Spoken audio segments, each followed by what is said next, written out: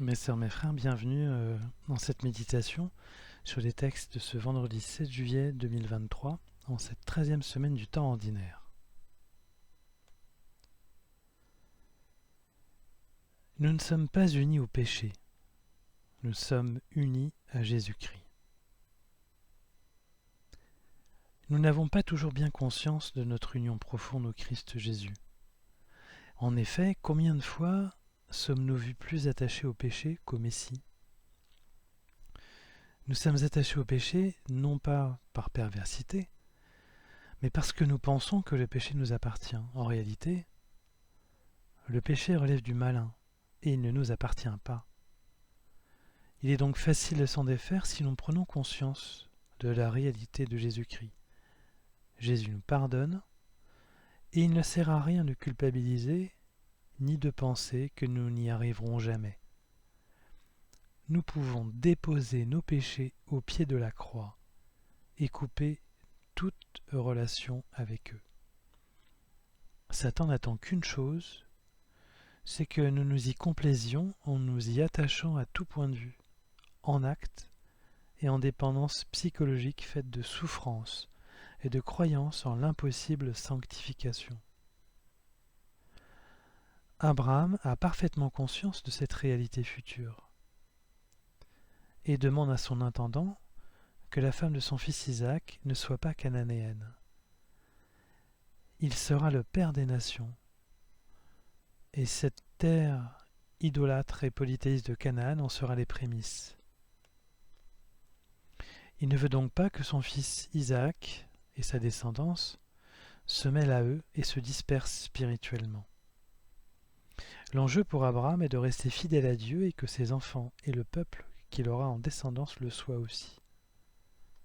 L'enjeu pour lui est bien de rester saint comme Dieu est saint en restant uni à Dieu. Rebecca montre d'ailleurs des signes de cette vérité et du bon choix de l'ange du Seigneur envoyé pour trouver une épouse à Isaac. Lorsqu'il est dit en Genèse, Rebecca, levant les yeux elle aussi, vit Isaac. Elle sauta à bas de son chameau et dit au serviteur : « Quel est cet homme qui vient dans la campagne à notre rencontre ?»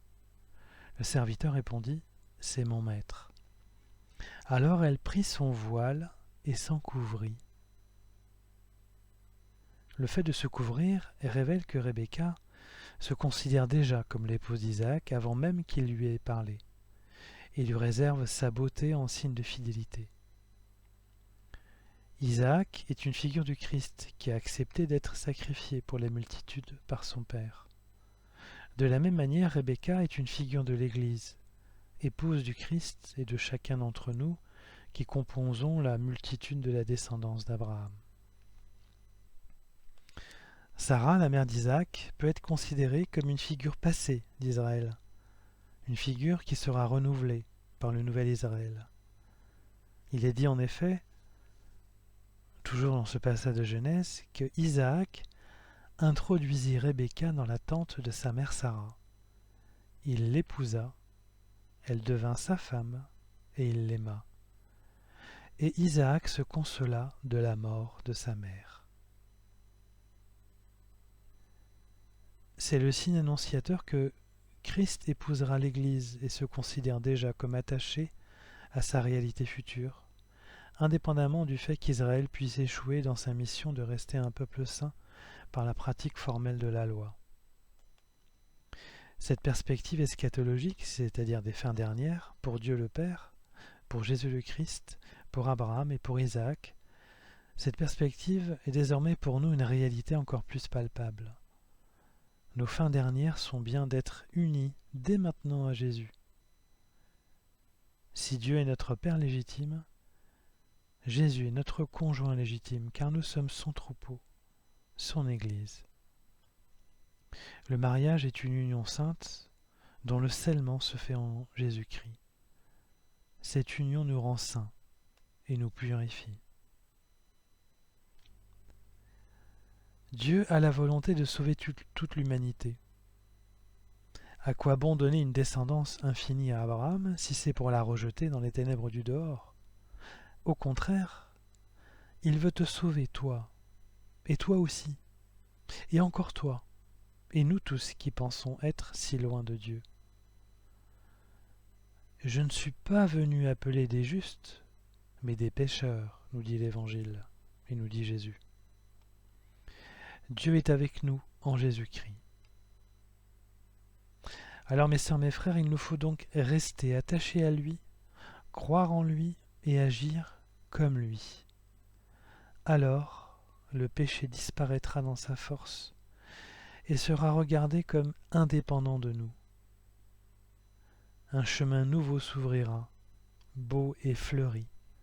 Une clairière sera là, et elle sera comme l'annonce de notre union définitive avec Dieu.